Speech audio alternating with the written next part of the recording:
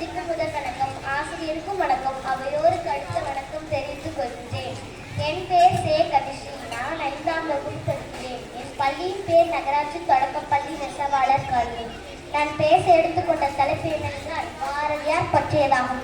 தற்பரமே சிற்பரமே நின்றதும் கற்பகமே அற்புதமே செல்வ பெருக்கே செந்தேனே கடலே கனியுதே கண்ணே கட்டி பசும் பொன்னே கொட்டி வைத்த முத்தே முத்து ரத்தினமே திரண்ட மணி பொக்கிஷமே கல்வி களஞ்சியமே கண்ணே வராமரமே கட்டி கருவே கருப்பட்டி இனிப்பே செந்தமிழே உயிரே நருந்தேனே அவையோரே அதி பெரியோரே நாளைய வரலாறு இன்றைய மாணவரே அத்துணி வேறையும் சிரம் தாழ்ந்து வணங்கி பேச போகிறேன்.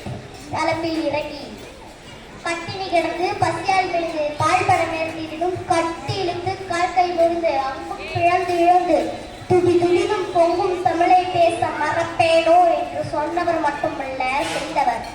தேடி சோர்நித நின்றவரல்ல, பல வேடிக்கை மனிதனை போல வாழ்ந்து வீழ்ந்தவரல்ல, அவரை வீழ்த்தவும் முடியாது.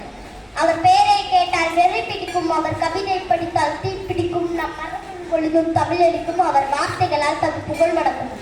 எட்டயபுரத்தில் விளந்திருக்கும் ஒரு மகா கவி, தமிழ் தாய் பெற்றெடுத்த ஒரு மகா அவதாரம், சமூகத்திற்கு சாட்டேறி கொடுக்கும் தற்கவிதைகளால் இந்த மாநிலத்தின் மாணவர்களுக்கு காவி தலைவராக விளங்கும் ஒரு கதாநாயகர் சுப்பிரமணிய பாரதியார். எனது உண்மையில் கலந்திருக்கும் என் அன்பர்களுக்கு இந்த காணொலி சமர்ப்பணம். கடல் அளவிற்கு தகுதியான ஒருவரை பற்றி சில நிமிடங்கள் மட்டும் கொடுத்து பேச சொன்னால் என்ன பேசுவது? என் ரத்தத்தில் ஊறி இருக்கும் ஒரு தமிழ்மகனின் கவிதைகளை தூவிச் சென்ற விதைகளை இவர்களை பற்றி பேசினால் ஒரு நாள் முழுவதும் போதாது.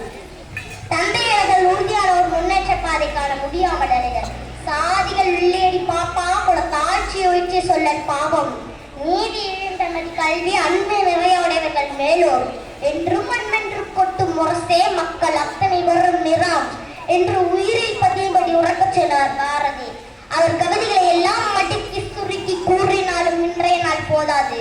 38 வயதுக்குள்ளே தான் இந்த சமூகத்திற்கு கொடுக்க வேண்டிய அனைத்தையும் கொடுத்துவிட்டு சென்று விட்டார் பாரதி. மனிதனோ அவர் பெயரை உச்சரிக்காத பாரதி பற்றி பேசுவதற்காக வாய்ப்பு கிடைத்தது வரமாக. பயன்படுத்தினேன் சரியாக, நன்றி கூறுகிறேன் உரையாக. வணங்கி முடித்த